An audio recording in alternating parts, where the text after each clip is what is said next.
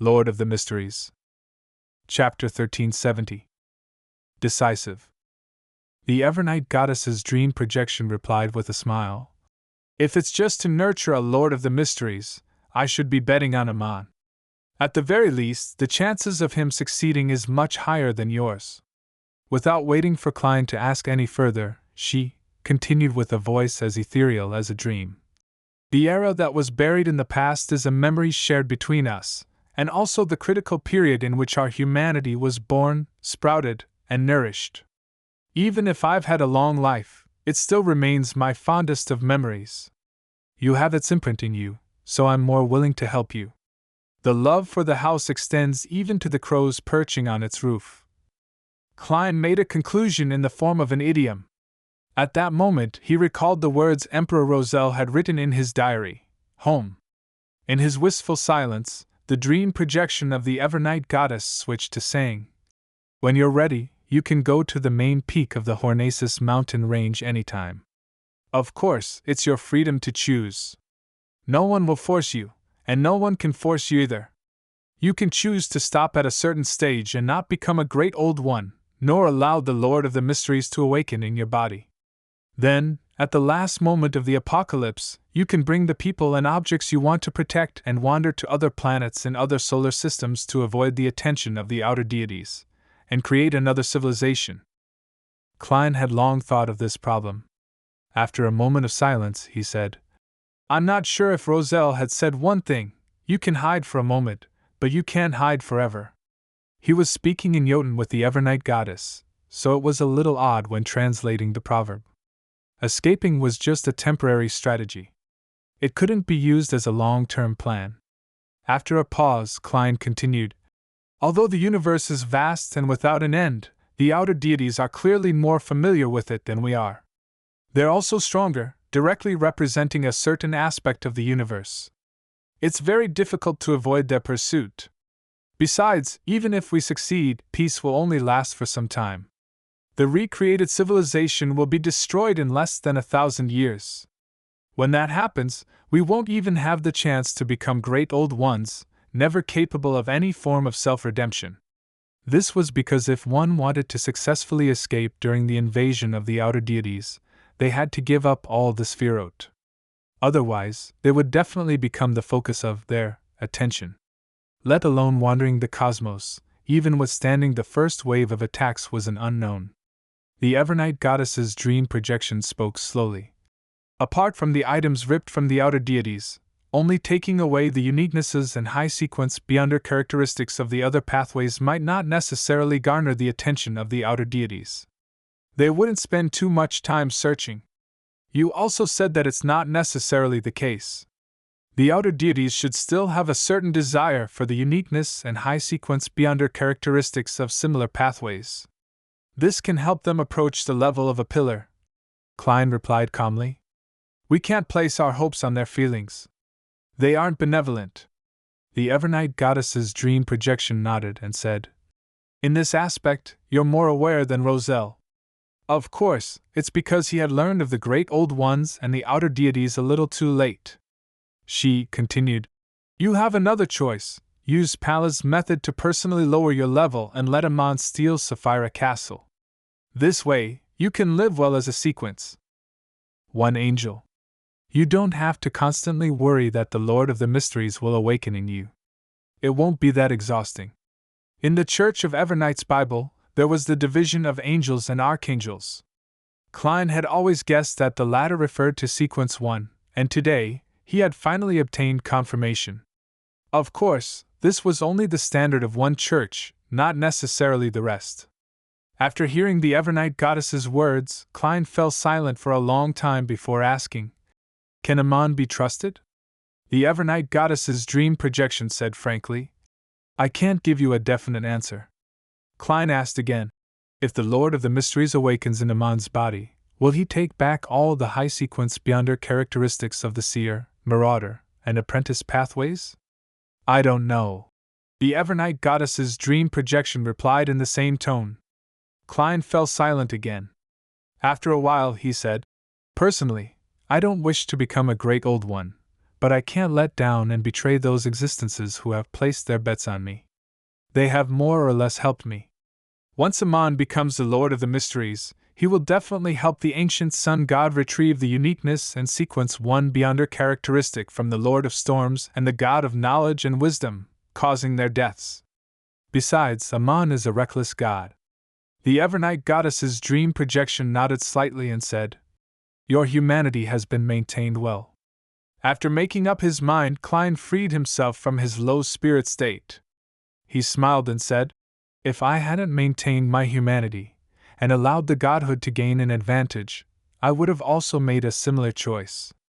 That's because a godhood's instinct is convergence upon oneself." The Evernight goddess's dream projection gently chuckled. "Make your preparations. Meet Antigonus as soon as possible." Klein nodded and suddenly recalled something. He hurriedly asked, "Has Amon already used Mr. Door's ritual to accommodate the uniqueness of the apprentice pathway?" The Evernight goddess's dream projection slowly replied, "If it were another existence, then definitely not. But if it's Amon, there's a 50% chance. He likes to take risks and seek thrills." Klein didn't say another word as he watched the Evernight goddess's projection vanish before him as the dream gently collapsed. The altar that he had yet to clear occupied his vision again. To him, heading to the main peak of the Hornacis mountain range to face the Antigonus family's ancestor didn't require much preparation from him. He would mainly rely on Sapphira Castle to produce an avatar to steal the attendant of mysteries beyonder characteristic, the one from Zeradal, that he hadn't digested yet, allowing his main body to be in a unique state that could accommodate the uniqueness. As his mental state stabilized, even without Zeradal's remnant mental imprint, Klein could still rely on his humanity, consciousness, and anchors to barely suppress the partial consciousness of the celestial worthy. However, before that, Klein's spiritual intuition told him that he needed to do something. After looking around, he tidied up the altar and dragged Dwayne Dantes out of the fog of history. Sitting at the table, Klein spread out a piece of paper and wrote a letter to Mr. Azek. As it hadn't been a while since he wrote the previous letter, there wasn't much content. He only mentioned the river of eternal darkness that was situated underground in Caldero and City, as well as the death imprints on both banks of the distributary. He emphasized the numerous Azek eggers he had seen, and his guesses. After folding the letter, Klein took out Azek's copper whistle and blew at it. The skeleton messenger appeared at the size of a normal human. It knelt down on one knee and opened its palm. After Klein handed the letter to it, he took out a gold coin from Sapphira Castle. "This is to thank you for all the work you've done. If you can't accept it, hand it to your master and let him decide." This gold coin was one of the transformed gold coins that had been tainted by the aura of Sapphira Castle. He had already used one of them to pay Miss Messenger's fee, and he had lost one to Marek when they played cards. The skeleton messenger was stunned for nearly 5 seconds, but he didn't dare disobey Klein's words. He clasped the letter and the gold coin with his bony fingers. It disintegrated and fell to the ground like a waterfall before drilling into the ground. Following that, Klein took out another gold coin and placed it in his pocket. At the same time, he made the worms of spirit on duty in Sapphira Castle to take a look at a certain crimson star, East Balam, in a cathedral belonging to the Evernight goddess. As the first batch of demigods participating in the besieging of the Rose School of Thought, Leonard Mitchell had already used a sealed artifact to reach the southern continent. However, he had no progress for the time being. This was because the Rose School of Thought demigods seemed to sense the danger in the air as they simultaneously hid themselves.